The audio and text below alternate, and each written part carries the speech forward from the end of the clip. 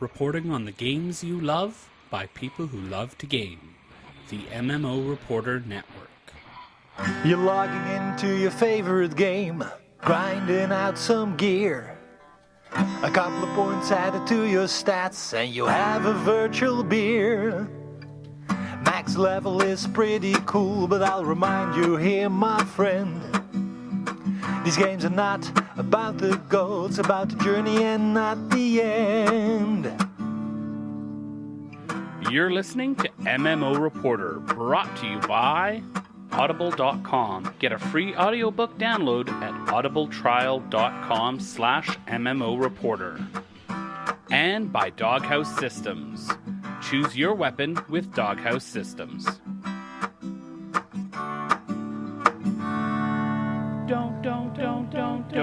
Don't forget about your ults you need to cherish.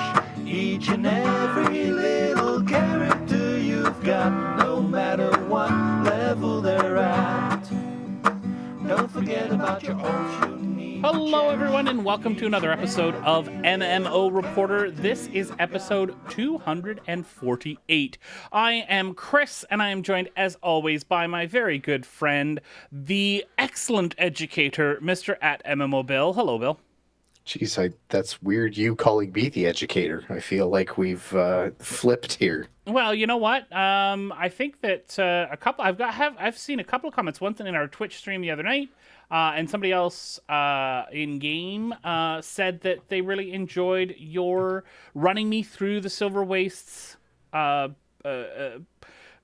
event in Guild Wars 2, and they thought that you explained it really, really well, and that it was just a fantastic experience. So, good job, Bill. There you go. Maybe I missed my calling. Maybe I need to teach a Guild Wars 2 101 course. That would be a great idea. No, that was a fun night too, and so we did it again. Yeah. So let's get going. What have you been doing in game? Well, like you mentioned, I've been playing some Guild Wars 2. I'm Hey, look inching at that. towards my legendary precursor. Actually, right before the show here, I popped in. I crafted a few more ascended items to get myself a little bit closer. It's such a process. It's good. I like it, but it's difficult. So anyway, having a lot of fun there. Still playing a lot of King's Quest with the family. That's really turning into a very neat family experience. So that's cool. It's actually getting a couple of my kids who've shown very little interest in video games interested. So if you were ever a Sierra gamer back in the day, I highly recommend picking it up. Not necessarily because it's a perfect recreation of what Sierra did with King's Quest back in the day, but because it's in the vein, but it's just good. It tells that kind of story. It's a wholesome story. It's just family-friendly goodness, unlike a certain game in your list. Anyway, that is basically my list. How about you, Chris? What have you done this week? Well, basically, I played some Guild Wars 2 with you again on Monday night, which was a lot of fun. More Blade and Soul, inching closer and closer to level cap. I'm finding it to be less fun the closer I get to level cap. That we get. Oh, Wednesday night. Thank you, not Monday. The closer I get to level cap, the less I'm enjoying the game. Just getting so grindy, and the population is starting to catch up to me. So there's so much fighting for kills and quest pickups and all that sort of. It's old school EQ bad. Like vanilla WoW bad. So that's not pleasant, but I'm still loving the combat, like the whole experience of it. I played a little bit with Carrie on Tuesday and tried out the assassin. Did not love it. It's a little dagger wielding class. Wasn't what I was expecting. I didn't enjoy it. I'll probably never play that character again. But what I've been playing the most, I played Witcher 3 as well. As you were saying, not so wholesome family entertainment. That's not one to play while the kids are up and about because, there's a lot of nudity in that game. There's a lot of cursing in that game. Like actual nudity or just... Yeah. Actual, but it's funny too. it's because it's not as gratuitous as Blade and Soul. I don't feel uncomfortable. It's like I'm watching, a movie that happens to have, a little bit of butt in it, male, female, whatever, some side boob. I'm pretty sure there's going to be some front boob later on, because I've heard stories about that from reviews of the game, but it's in context. Right? It's like watching a movie where it fits rather than like Revenge of the Nerds or Porky's or stuff where it's just like, hey, boobs, which is kind of what Blade and Soul is. Does that make sense? Yes. Yeah. What I've been playing the most of, though, is Neverwinter. And it's funny because our first story is going to be about Neverwinter, but holy cow, I've been enjoying the crap out of that until I got to level 60. I leveled through, I got to level 60, and then all of a sudden it's like my high-speed run towards level cap was interrupted by the parking brake in my car, and everything ground to a halt. But the problem was I was leveling through the sort of finishing off the zone that I was in, which was a pre-level 60 zone. So I think the XP was really low, and then I finally today got to a new area, which is I forget what it's called. I think it's Sword Coast, but it's a whole bunch of repeatable quests. And so I'm just cycling through these quests. Like literally, you can repeat them nonstop. They cycle through in time. So I guess if I went through it quick enough, I'd run out of stuff to do and wait 10 minutes, and then another quest would open up. But I'm just cycling through, and I got a level today. It took me 3 or 4 days to get from 60 to 61, and I got it in a couple of hours, 61 to 62 today. Like, just flew through it. So that I guess that's that part of the problem. But it is incredibly grindy. Holy cow. Wow. I heard about this coming up, that 60 to 70, the Elemental Evil sort of level, that expansion pack area was incredibly grindy. And it's true. It's very incredibly grindy. But I have played a little bit of the Minsk and Boo stuff, and I love it. So when you're saying grindy, because you've said grindy for a couple of different games now, what's grindy? Repetitive. Like, when repetitive you say stuff. You're grinding something, like, for example, does that mean you're just standing in a spot killing everything, or doing the same quests over and over again, or there's what? 2 different levels of grinding in Blade and Soul. Sometimes I get too far ahead and I'm capped, as in the next story quest is a level higher than I am, and I can't take it until I get to that level. Then I go into a dungeon and I do the same dungeon over and over again until I get to that level. Or I could go back and finish up older quests, but that's not as efficient in the game. The most efficient way to level in the game is to grind through it and just do dungeons again and again and again. And there's solo dungeons, so you can do that. It's not much fun, though, because you're doing the same thing over again. Neverwinter is similar, except it's a whole zone that's like that. So I get my group of quests, I go out and do them, and then I come back, hand those in, grab a bunch of other quests, go out and do them. By the time I come back, usually those first quests are up again and open again, or if there's a third series of quests, I go out and do those, and you just cycle through those quests. So I'm killing the same mobs in the same area, doing the same thing. Not standing in a specific spot, doing the same thing, but that's grindy to me, right? So... Okay. Or if there's a quest where you have to kill 30 somethings, right? Like there's some quests in this area where I'm killing 100 of things. See, and now when I see quests like that or get quests like that, they're okay if they're set up in a way that you could just plow through and you can fight like 5 or 6 of them at a time, and when you're killing a huge number, it actually feels like you're just running a universe. That's not so bad. But when you have to do it like one at a time, and you take your time, and it can take an hour just to plow through one quest's worth of kill 10 rats, then that's grindy, and I get that. Well, see, the thing is, the particular class that I'm playing as well, the Oathbound Paladin. Whoops, let me kill the sound on that. I just want to show everybody this. It's horrible graphic quality here because it's from a Facebook video. But I go through as my little Oathbound Paladin, and I can take on like 10 or 15 mobs at once. And I posted a video to Facebook about it, where this is old school, WoW, AoE paladin grinding like crazy. And I even tried today when I was playing just using my right trigger, which is the default attack. So I'm just basically using spamming my one skill in Guild Wars 2, for lack of a better comparison. Just doing that again and again and again. And I was able to beat 2 bosses with that. Because OP is OP. Like, seriously OP. It's so much fun.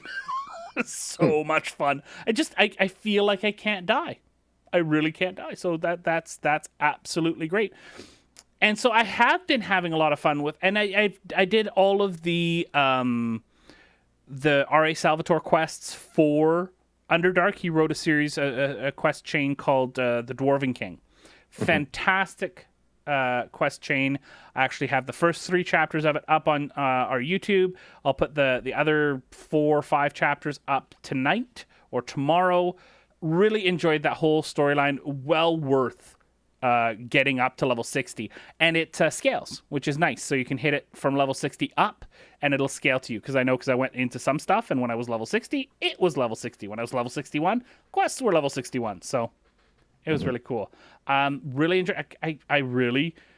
We'll talk about the business side of thing. As a game itself, I can highly recommend Neverwinter to anyone who is interested in playing in an old style quest hub theme park MMO, action MMO. Neverwinter is great for you on Xbox One or PC. I can highly recommend it for anyone who's looking for that. I have a lot of fun with it. And I know we've talked, too, in the past where Neverwinter has been for all of us, I think. I speak for Harry here as well. That game that you love it when you're playing it and forget about it the minute you log out. Yeah. Yeah, it's absolutely a problem for me. Elite Dangerous is the same for me. I've never had a bad session of Elite Dangerous, but it's... Yeah, I don't get into it again for a while. So, anyway. Okay, so that's Neverwinter. Really having a ton of fun. The trick is, Bill, just don't log out. There you go.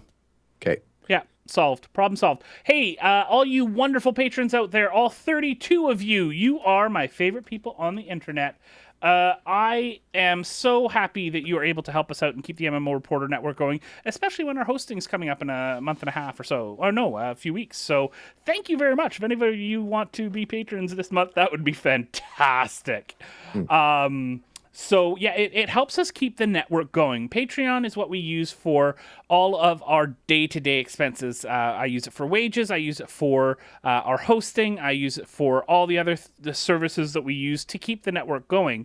And so this is what helps us out with all of that. Our sponsors, unfortunately, don't come anywhere near the cost of what it takes to run all the different shows that we put on. So we really want to thank all of our patrons. You are the reason why we are able to keep this going. If you want to become a patron, you can check out all of the great patron rewards that we have at patreon.com/MMO Reporter, and you can choose what reward level works for you and how much you can support us. Thank you so much to all of you who do. Let's move things along to the news.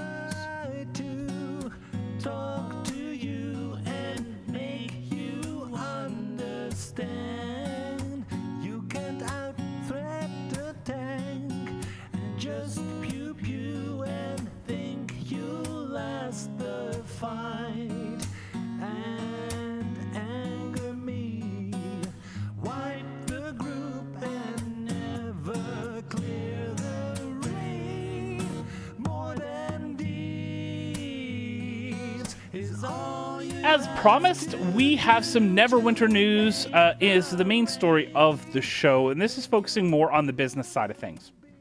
I'm going to give a little bit of background. This is all based around the Underdark expansion launch on Xbox. So that's what this is pertaining to. Doesn't have anything to do with the PC. PC players, you are doing fine. Nothing has happened to you. Xbox players, however, you had a big change coming up. The Trade Bar store has had a big upgrade where the goal was to make a whole bunch of things more reasonably priced in the Trade Bar stores. One of the things that players would get for 200 trade bars before the update was Coalescent Wards, which are used for upgrading enchantments and considered by a lot of endgame players a must-have for the endgame, and that's according to a few of our followers on Twitter as well.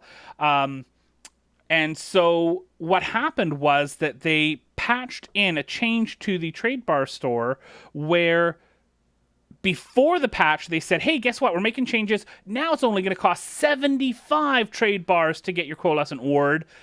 And so Xbox players started hoarding, as Xbox players do. And they hoarded and they hoarded and they hoarded till they could hoard no more. Then they hoarded some more. And what happened right close to the release is that Cryptic decided that this was something that was, and I don't know if it was because of the hoarding or what it was. They just said that it was an instability to the economy. We'll talk about why in just a minute. And they decided they were going to take coalescent wards completely out of the trade bar store and only have them available in the Zen store, which you buy Zen with real money. So it's basically you have to spend real money. You can't earn Zen in game. You can do some trading stuff, but it really doesn't work. The only way to get Zen really is to purchase it. So there is a huge uproar about this. A huge uproar in the community about this. They've made a post. They've made an announcement, an official response that basically says, "Sorry, we didn't communicate well. Here's a few things to hopefully make things better." An overwhelming majority of our listeners on Twitter, Bill, have been unhappy with this and have said that this is not enough. Your thoughts as an outsider, somebody who does not play Neverwinter, and then I'll give you my thoughts. Well, my first take on this is it stinks of the worst kind of cash shoppery, which is bait and switch, which is dumping game important items like stuff you actually need to complete the game or to get to the end, quote unquote, and moving it to the pay only shop. That to me is like worst case scenario. That's what everybody's afraid of when they jump on board with a quote unquote free to play game. And it's another kick in the nuts to that type of monetization for games. So to me, this is like textbook. This isn't even oops. This is just awful game management. So, and like I said, we actually talked about this a little bit in the pre-show. There's only two ways this can go. This is either horrible negligence on the part of the Neverwinter developers and that kind of thing, in that they didn't see this forming and that they didn't see what the backlash would be if they made this kind of silent change that didn't happen until after, like you didn't realize it was happening until after it was done, or it's downright evil and they knew it was going to be a unpopular thing in the community. They knew it was going to upset a bunch of people who were putting a ton of effort into saving for these coalescent wards, and then have all that effort wasted now and not do anything about it, and deliberately not do anything about it. So it's either evil or negligent. There's no middle ground here. There's no mitigating situation here that I can see. So maybe you're going to shine some light on that. I don't know, but this is a bad thing. What would you say this is, Bill? Would you say it's anything specific?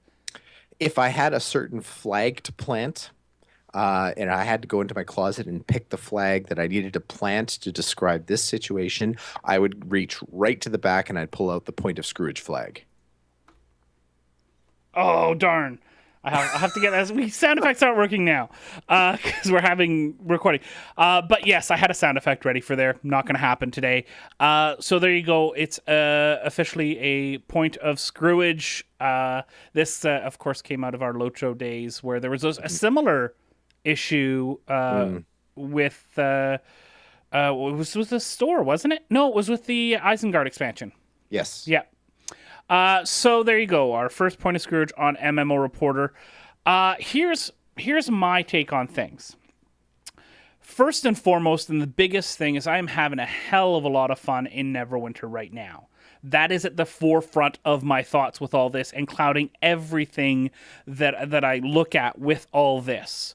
So that's clouding my judgment a little bit because I'm having so much fun right now. And so I want to try and find the good in here. And it's really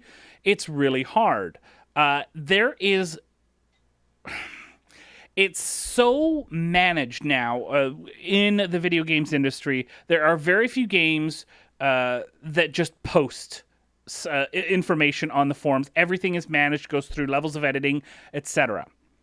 And so my first thought was, well, they could have the night before the patch said, hey, we missed this. We're so sorry, and done it before, or a couple of whatever before. If they saw it coming, because they said they knew beforehand and they just didn't have time in their cycle of communication to get it out to the players. Yes, they did. They had to sit their asses down in a chair, type into the forums, put in big letters, important announcement, and put it there.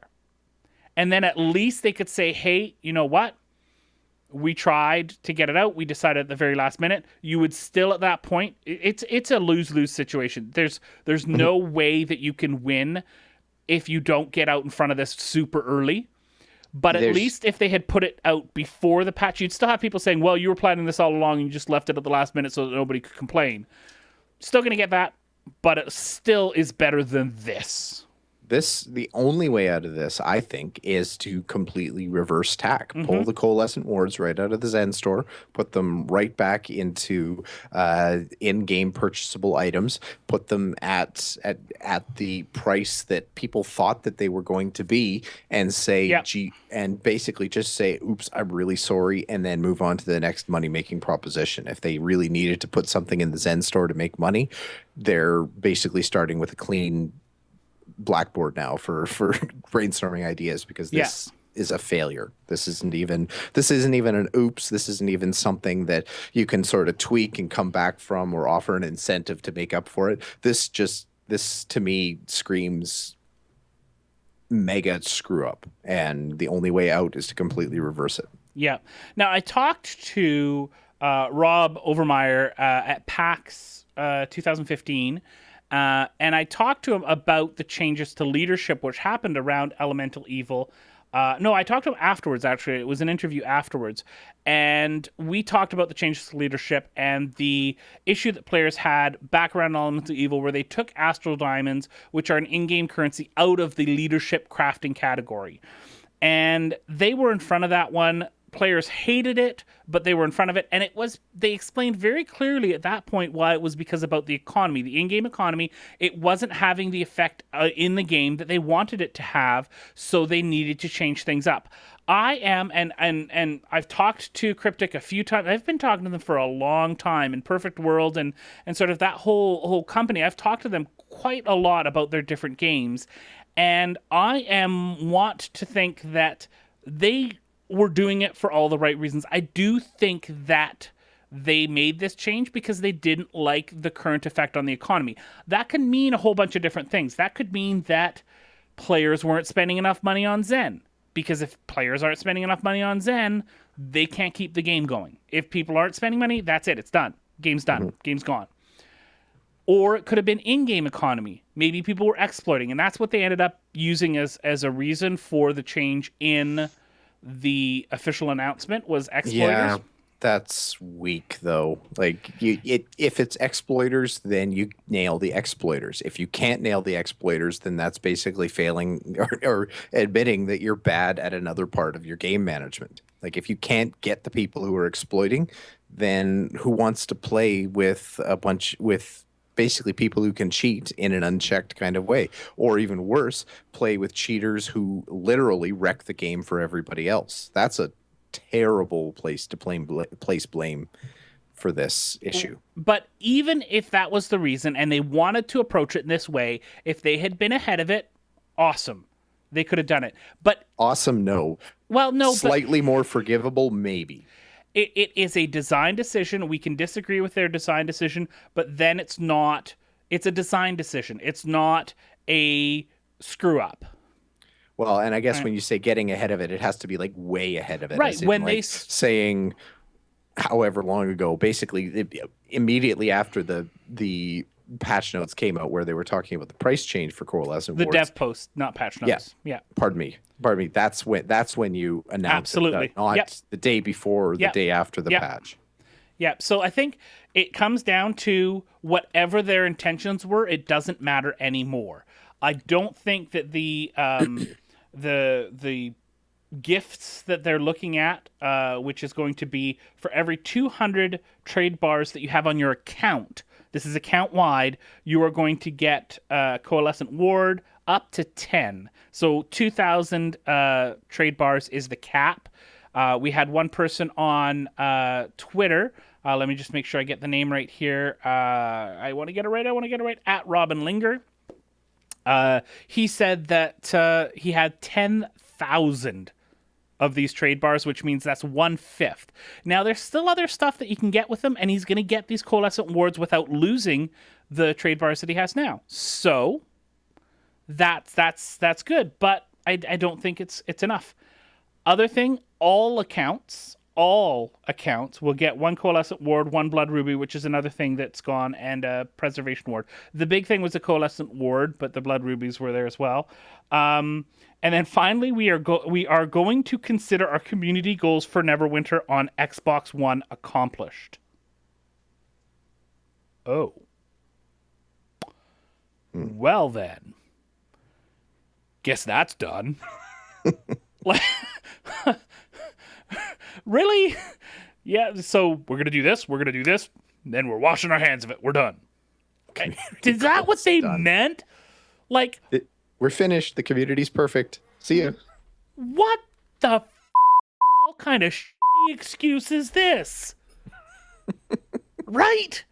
Like, are you seeing this any other way, Bill? I'm sorry. This is just... That is a weird thing to say in the middle of a flaming poo storm. You know what? I hate to say it. We talked about this in the pre-show, too. This is a little bit like the Fine Brothers apology. Or update, right? We're sorry that you misunderstood our perfectly reasonable message. Oh, hang on. We're not reacting to this, by the way. We're doing something totally different. Anyways, here's my final thoughts. You can say your final thoughts afterwards. I'll let you close this topic off. My final thoughts is I think they came from a good place. I do think they were trying to do what was best for the game. I don't see how they were money grubbing in their goal at the beginning. They could have been needing to upgrade the amount of Zen that people were purchasing, which they need to do, but I don't think their intentions were evil. I don't think they were like, hey, we'll do this and we'll bait and switch. But the fact is they did. The game is still absolutely fun. This is really stupid and dumb. I'm sad that they did this. Boo. Yeah. Your thoughts. And let's set the perspective around this. This is not a game-breaking change. Like, this doesn't suddenly make Neverwinter an unplayable game. So let's put perspective around it from there. And that said, in a bubble by itself, this is a really bad sign, even if it's not intentional. You know what? Benefit of the doubt and everything like that. That this is let's assume they're not evil. The fact that it's handled incompetently, and I hate to throw that word around because I think it's overused, but I don't really see the competence in how this happened. So I'm putting it out there. This is a bad situation. And like I said, the only way out of this is to, I think, completely reverse course. And if you need money, if you need extra money from the Zen store, you know what? Start working on your next idea because this one didn't work. Yeah.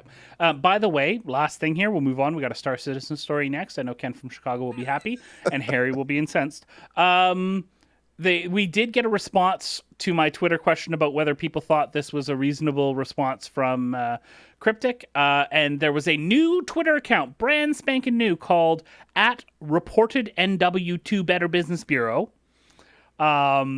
because they feel that this was a bait and switch, false advertising thing, whatever. And it was a little expletive filled, so I'm not going to repeat it here. I've already censored myself once. I don't need to do that again. So yeah. And second thing, hey, by the way, we've got a mount giveaway on the site for a Neverwinter mount on Xbox One. This is actually a really cool mount, a green owl bear. So if you are still going to continue playing Neverwinter after this whole thing, hey, go enter. It's a super easy entrance. It's one of those rafflecopters. So go check it out. It's on the site, MMOReporter.com. Bill, It's all yours. It's all mine. So All yours. we mentioned that Star Citizen's in a similar vein to what happened at Neverwinter. I am loath to actually say that because this isn't even in the same ballpark. It's not even in the same sport as what happened with Neverwinter. So Star Citizen, as they actually mentioned or announced, I think a couple weeks ago now, that they're going to be splitting. Essentially splitting SKUs is the best way that I can describe it, from removing Squadron 42 from Star Citizen. So if going forward, starting on February 14th, if you're pledging, you're going to be either pledging for Squadron 42 or you're pledging for Star Citizen.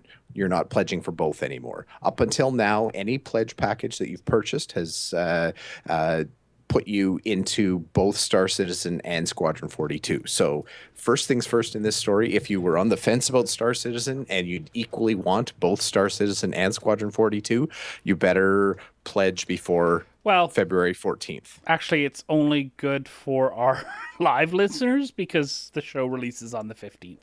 Well, I'm trying here, people. Sorry, so everybody. It's out there. Anyway, so there's that. So that's the announcement there. So Chris, this is a happening thing now. Oh, and I should announce, or should not announce, this is not me announcing anything. What they did today is they put a post up kind of clarifying the split to actually explain this. And for me, it's just a bit of an aside. This is the most clear thing that I've ever seen put out for Star Citizen about, if you pay this, you get this. Everything else has been just this sludgy, horribly confusing mess to me. And it's one of the reasons why I haven't pledged Star Citizen yet, because I got confused. And yes, I'm an old man and I get easily confused and blah, blah. But, well, I'm younger than you, but you know. Well, by weeks. It all counts. Anyway, so yeah, so that's out there. I don't know. What do you think? So I'll ask you what you think in a second here, Chris, honest. Right after I finish getting my by the ways. Yeah. They, in the why split them section of the FAQ that they had around this, they basically said that this was always their plan. So this is kind of where I thought it maybe married up a little bit with what was happening to Neverwinter, because if this was always their plan, I didn't know. Bullshit. Sorry, I had a cough. That's fine. I'm sure Ken from Chicago actually knows, and they probably did put this in like the footnotes of one of their posts 2 years ago or something like that, and that's why I missed it. But it's to me, this wasn't a clear thing. So maybe this is where, on a level of communication, people might get a little bit surprised when Squadron 42 becomes its own animal. So what do you think, Chris? Is this, anyway, they're doing it as a moving forward thing to try to basically, they said they have a gradual cost increase that's going to happen over time, where the people who pledged early are going to get the best deal, and going forward they keep raising the prices. They just keep raising the prices. So try to incentivize people to pledge in the past. Okay. So what do you think, Chris? What's your thought? Splitting these two up. Is it needed? Does it make sense? So I kind of just pledged. Like right now? I I've been listening very intently. Mm-hmm. Yeah, I just pledged. Well, I think I just heard Harry. There's a great rumbling and hatred rising from the east, and I can. It's like Mount Doom erupting. I'm pretty sure we're going to hear about it next week. But so obviously you approve, or you don't approve, and that's why you're getting in before it splits. I want to get it before it splits is the thing, and I knew I was going to get it at some point. Now, keep in mind here, the one thing they have they mentioned lots of things. It's actually not a bad post. And like I said, it's one of the few Star Citizen posts that I actually get. Going forward, you can, if you decide to pledge after the 14th for either Squadron 42 or Star Citizen, you'll have the option to upgrade your pledge to include both for only an extra $15. So instead of paying $90 to pledge for both, you can get away with pledging just $60. Right. I don't think. Okay, first of all, I don't think this was the plan all along. I think that this is just something that has come up and looks to be the better thing. I don't mind it. I think they've explained it very, very clearly. They are way the heck out in front of this. Everyone who has already pledged gets what they thought they were going to get, and they change things down the line. This is very similar to Crowfall and what they're doing with their 2015 and 2016 packages, where the earlier and Kickstarter was better than what you could buy in 2015. 2015 is better than what you could buy in 2016. Don't have a problem with any of this. Yeah. None of it at all. Yeah.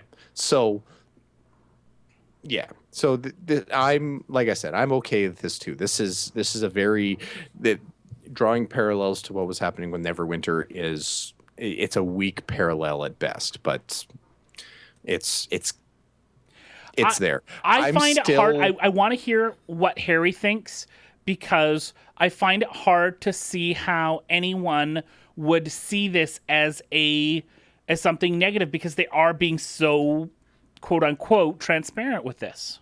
The only problem I have with this, and it's probably going to be what keeps me from pledging right now, is that it's still asking you to buy stuff in the future. Yes, there's pieces of the game that are there right now, but it's still kind of railroading you into some level of pre-order. And the more that they jig with the pricing and kind of ramp it up and saying, if you bought it earlier, it would have been cheaper. I feel like I'm getting a bit railroaded into buying a product that's not done yet. And that's the big thing. Like it's getting into a principle thing for me. I love the idea of Star Citizen. I've been enamored with the notion of Star Citizen for a long time, but I don't like how the marketing has gone. And that's the other thing too, is that they've kind of mentioned that the plan was all along to kind of have this path for their pricing, and I can kind of believe that. But they've also won the flippin' lottery with crowdfunding. I can't believe that in their wildest dreams they ever thought that they were going to get anywhere near the funding that they've got so far for this game. So the fact that they're kind of just squeezing it and milking it for a little bit more, and again, trying to, it feels a little bit like guilting me, in particular, gamers in general, towards ordering something that doesn't exist yet. That's it. I don't know. It has a bad taste to it. Not evil, not that evil, but yeah, you know what? It's nothing different to me than any other pre-order package that has ever been out there. But that doesn't make it right. Just because everyone else is doing it doesn't make it okay. We're starting to see this finally with free-to-play in general, that there's a lot of really bad holes in it. Everybody was doing free-to-play for a long time, and it's turning into, in a lot of ways, a distasteful way to monetize your game or sell your game. And it's taken 2, 3, 4 years, maybe more, for that to finally wash out. Are we going to be looking at 2, 3, 4 years of people selling products that don't actually exist, and before the community kind of realizes and says, oh, I'm kind of getting tired of this, I wish they would do it a better way? I don't know.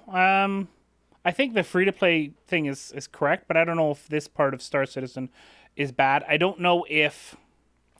because you got pre-order packages for games that are pay-to-play or subscription-based. You have packages, founders packages, for lack of a better term, for everything, right? Whatever the business model may be. And while I don't think they're for everyone, I don't have a huge problem with them. Some of them suck. Some of them are really a great value, but not all of them. Buyer beware a little bit there. Well, that's it exactly. Is you got to be willing to throw good money after bad when you're buying something that doesn't exist. And I feel like that needs to be a big red flashing warning on anything you pre-order. It's like smoking. They need to put a warning on pre-orders. Yeah, I don't know about that.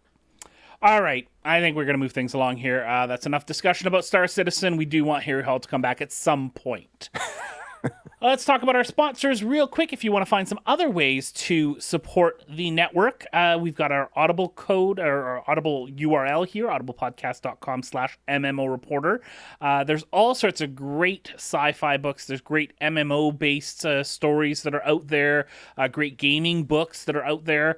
Go check out audiblepodcast.com/MMO Reporter. Sign up for a plan, and you'll get your first month free.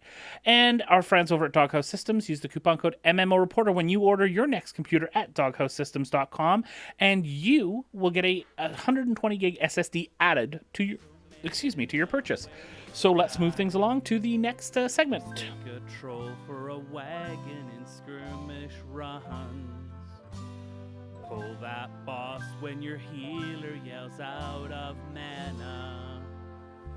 Pull that world boss out of party. Run through trash, you'll be sorry. Take a bio break without announcing. They may not. All right. Welcome back, everyone. So I really hope nobody's driving while they're listening to this podcast right now, because I'm really concerned we're going to be putting you to sleep here. We're going to talk really quickly about the earnings calls for a couple of different companies. We're going to start with NCSoft. NCSoft, obviously the publisher for Guild Wars 2, WildStar, Blade and Soul, Lineage, a few other items, did their earnings report, and I shouldn't even call this sleepy. There were some interesting figures in there. First, they showed, and for people listening, this is a tough one. There's actually some good bar graphs that went up in the Reddit post that I found this in, as well as that basically point back to the actual bar graphs that were put up in the earnings call. So what we saw in 2015, first things first, we'll talk about Guild Wars, because that's the interesting thing. Unsurprisingly, the fourth quarter of 2015, they saw a big spike. They almost doubled their revenue over the third quarter, and of course, that's on the back of the Heart of Thorns expansion being launched. So they actually did have a pretty big boost in revenue based on that. But apparently, it came quite a bit short of what the forecast was. So there's some amateur financiers doing some estimates in there, and some of these numbers might kind of indicate that there might have even been less than like floating around 500,000 copies of the expansion sold, which would be a pretty small number for what a lot of people consider the second biggest MMO out there after Guild Wars 2, or after World of Warcraft, pardon me. Guild Wars 1 is first and second, at least in my books. Anyway, so that was a nice boost. Lineage is still their biggest property. Like Lineage 1 is still the biggest money earner. What? What is their biggest property? Lineage. You remember Lineage, right? From like 10 plus years ago? Man, that's crazy. Yeah, like by more than double everything else. It's steady too. Like it's not like it suddenly had a big spike or anything. Like it's just a big money earner. Lineage 2 is doing okay. It's not doing quite as well as Guild Wars 2, but it's there. Blade and Soul had a really good quarter. Apparently, they actually almost brought in as much revenue as Guild Wars 2 did. And for those of you wondering, that's not just the launch. That was a North American launch. It's been in Korea for a while. Yeah. So they've got numbers going back to, it's the graphs that they've got displayed here go back to fourth quarter 2014, but I think it goes back even further than that. WildStar improved, but only over the previous quarter. It's been WildStar's, when you look at just the raw numbers and the amount of money it's bringing in, it's a friggin' mess. I know. Yeah. So anyway, so to me, the big story here was just that Guild Wars 2 did get a big spike from their expansion. So in the sense of it being a revenue boost for the company, that was obviously successful, but clearly underperformed in overall sales. Like they were expecting better from it. So, yeah, that's. What do you think, Chris? Anything here jump out at you as exciting? Surprised that Guild Wars 2 underperformed. I thought we talked about this when we were streaming. To me, my community, my friends, our listeners, a lot of them, it really feels like Guild Wars 2 is taking the place of what WoW was 8 years ago. Everybody's playing it. Not And- everybody loves it, but you know what? Everybody kind of plays it. And I don't think that's the case. Like, I think these numbers actually bear out that that's not the case, that we found kind of, I think this is actually kind of falling into a bit of our niche, like kind of the MMO, the MMO community recognizes Guild Wars 2, but it's almost getting back to that niche community that it was 10 years ago, that MMOs were, you can do great in MMOs, but there's a serious divide between them and other genres. Yeah. Yeah, that was the end lineage, of course, but hey, you know. I don't even, well, that's a across the ocean thing. I'm sure there's probably, you could probably get Korean people to explain it and it would make perfect sense, but that just blows my mind that that's that huge. Hey, Bill. Hey, Chris. Did Blizzard make a crap ton of money? Oh, they made a bunch of money. You know, good. Earnings calls are dull by definition. And this is as dull an earnings report for a gaming company as I've ever read. Like, there was just nothing useful. There was not. I mean, I couldn't even rev up the old MMO Reporter baseless speculation machine and pull something from this report that could be useful. Here, I can share this with our viewers here. How absolutely interesting these 22 pages of this earnings call was for Blizzard. So this is, of course, meant for investors and meant for journalists who are maybe more, what's the word I'm looking for? Business journalists. Like, this is a business document. This is not a... True, but there's usually some kind of nugget in there that maybe indicates this is your plan for future quarters. Or they made a crap ton of money, Bill. That's pretty much it. This is something that failed, so might be on the chopping block. Like, there's usually some kind of extrapolation that could be done from there if you read between the lines and that kind of thing. Whoa. Blizzard doesn't fail. Hold on here, Bill. Come on, let's be honest here. Okay. Sure. Let's go with that. All right. I think we can move on from there. Yeah. Crap ton of money. Anyway, they made a bunch of money. Well done, Blizzard. All right. Our quick mentions for this week. Some of you may remember that we talked about the repopulation having problems with the Hero engine. They have switched to the Unreal engine, and there's a Steam post to talk about that. I have put in an email to Joshua, the lead designer there, a request for an interview. Hopefully we'll get something and chat with him about that transition. That was a bit of great for repopulation.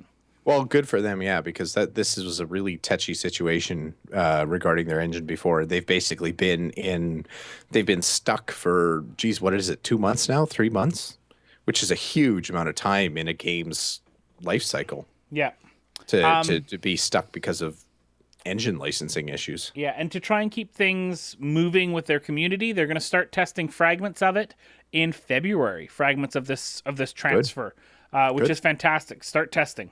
Get going, especially when you're a Kickstarted game like this and you're working on a shoestring budget, like they must be, right? As a Kickstarted game, you don't have, unless you're Robert Space Industry, you don't have money to just spend it everything. So good for them. Really happy for them. Hey, Bill, are you going to go see the WoW movie?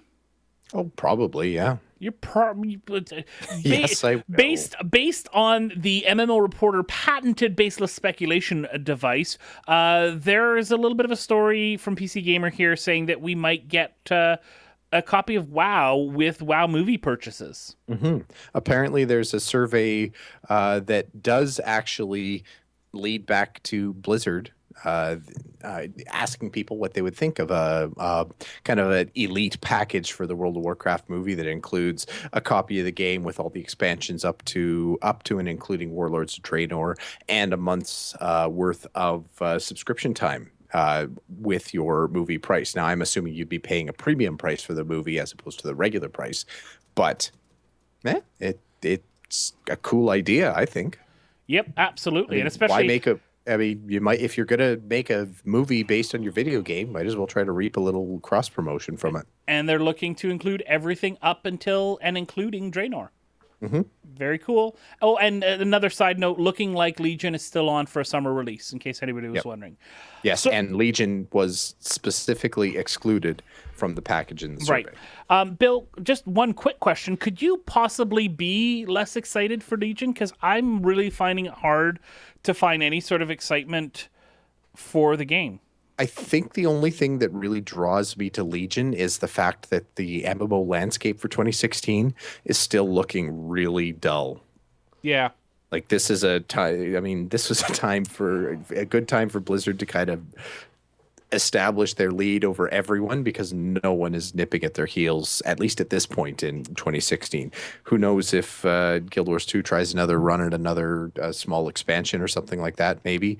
But yeah, other than we're still early in 2016, so who knows what's going to be announced yet. But by the time Legion comes out, we're really going to know what's coming out in 2016, and it's going to tell us what our game. I mean, maybe our game of the year is going to be World of Warcraft. Yeah, I don't think so.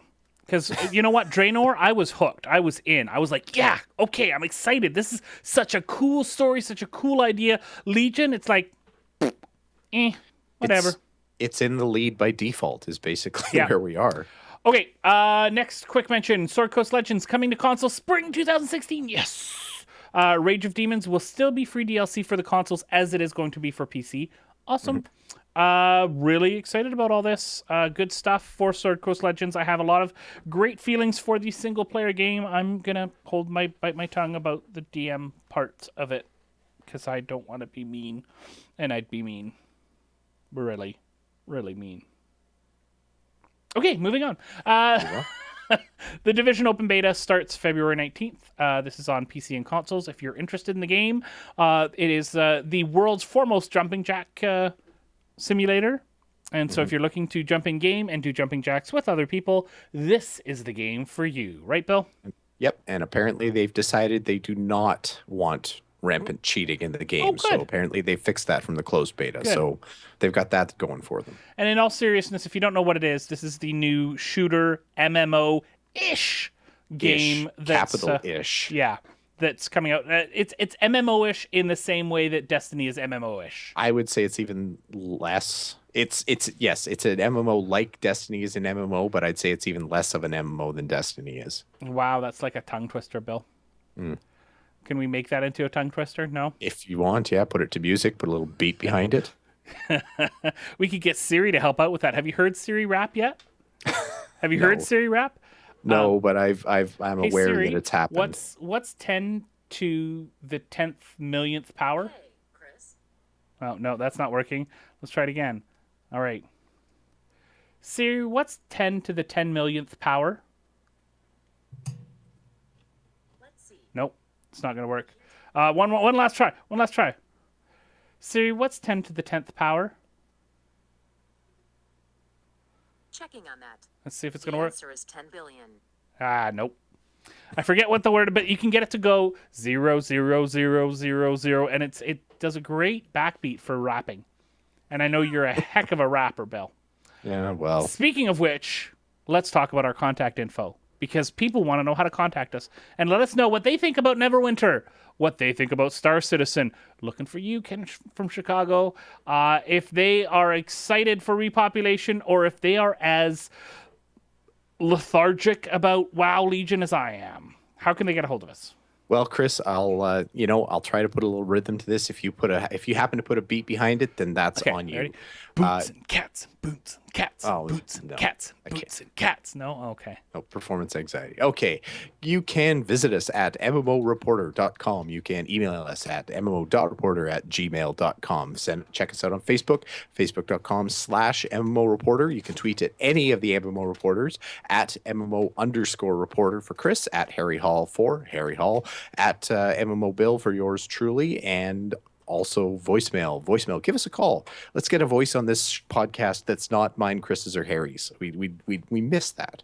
Yep. That would be fantastic. Send us a voicemail, 616-666-6778. You can check us out on YouTube, youtube.com/MMO Reporter Network. Visit us over on Patreon, patreon.com/MMO Reporter. If you're feeling like helping us keep the lights on and the podcast flowing. If you're not a Patreon type person, but you still want to help out, check out MMOReporter.com/support for some other options. Okay.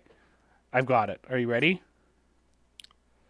Siri, guess I what's have to be, 1 don't trillion I? to the 10th power? Ready? Let me think about that. The answer is